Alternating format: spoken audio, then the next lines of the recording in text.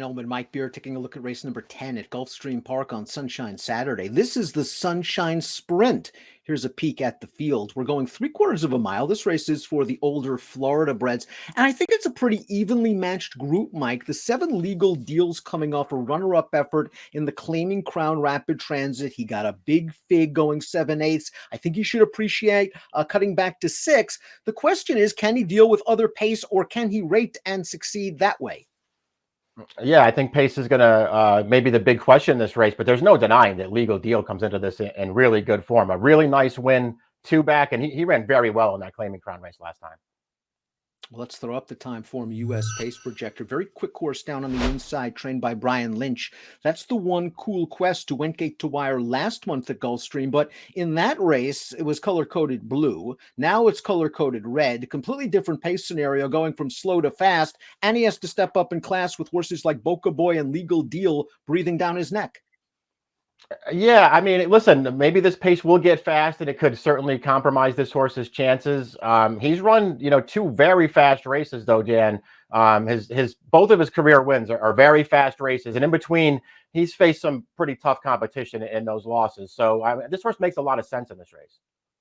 And let's watch his last race. Again, going 5.5 against Florida bred one other then, showing good early speed, got to the lead, and is going to shrug them off all the way down to the wire as the favorite. I only ran 3 races on the dirt at Gulfstream on December the 12th. All 3 were won in gate-to-wire fashion, but this horse got a very respectable buyer.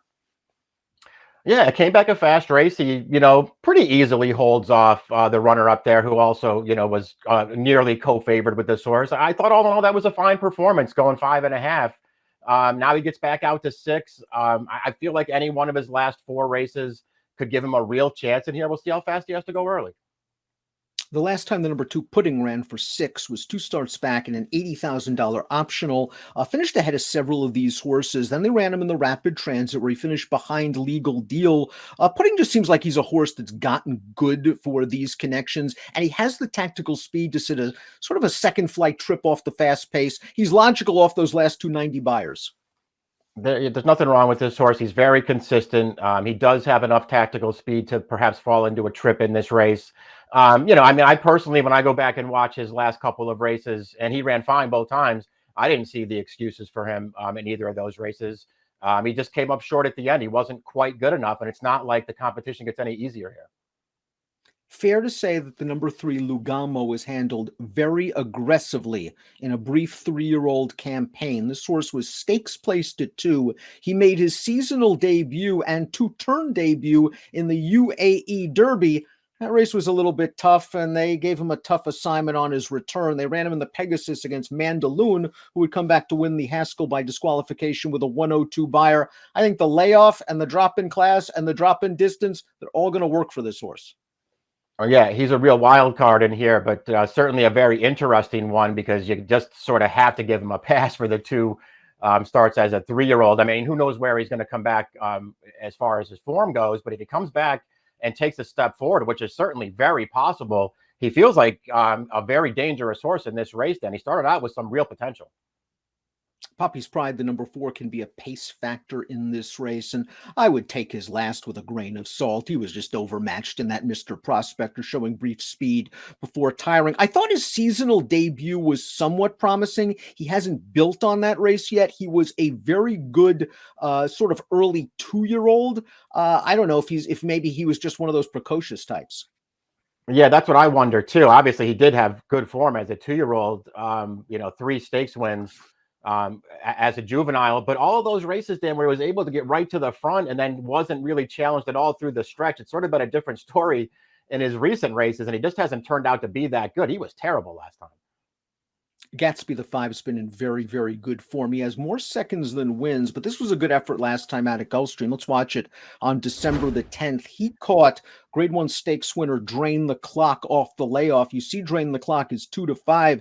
Gatsby's going to fight this horse, and this is a good horse, and he fights him all the way down to the wire. He just isn't able to get it done, but he earned a respectable 93 buyer, 95 buyer, 3 starts back. He fits on numbers, and I like his tactical gear. Yeah, I mean, I think all those things are true. I wonder if he just gets overbet, though, because people see the Drain the Clock name in that last race. See that he made that horse work for it and just jump all over Gatsby. I don't know. I mean, I could argue that he ran the same race last time that he ran 2 starts back and that he ran 3 starts back. I mean, he was right there on the pace in all of those races. He was not good enough at the end of the day to get the job done. And I know he's not facing drain the clock this time, Dan, but it's not like he's facing, a field full of pushovers. It's still a pretty good field.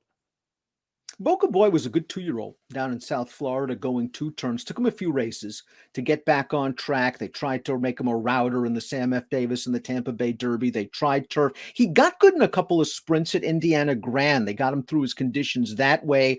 And then maybe he was just stepped up into a couple of tough spots. The horse that beat him last time out came back to run second in an allowance at Oaklawn with a 92 buyer. My concern is, can he handle the kind of pace pressure he's likely to face in here, because he seems like a one-dimensional speedball.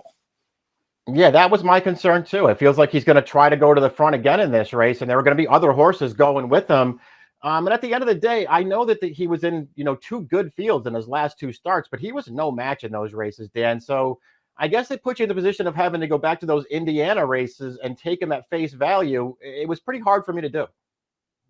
Legal Deal, the number 7, earned a career best buyer speed figure of 94 in the race. Will show you his most recent start, the Claiming Crown Rapid Transit, going 7/8. I had a tough time analyzing this race.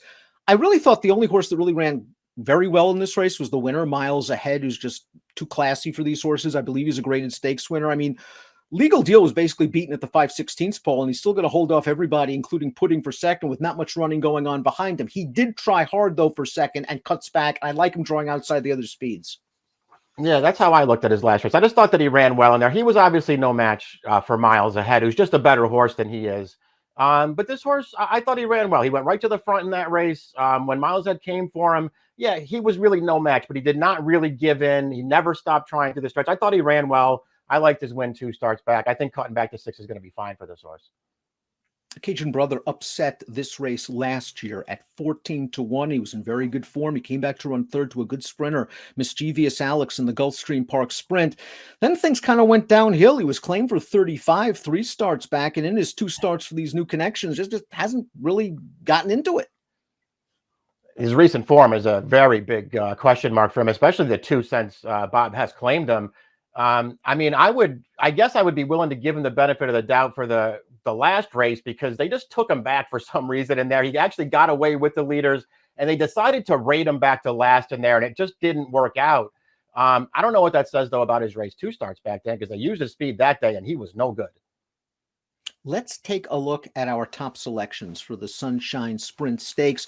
We are in agreement. We're both going to go with the number 7. Legal Deal, coming off that good figure effort in the Claiming Crown. I just think he's going to be in the thick of things turning into the stretch.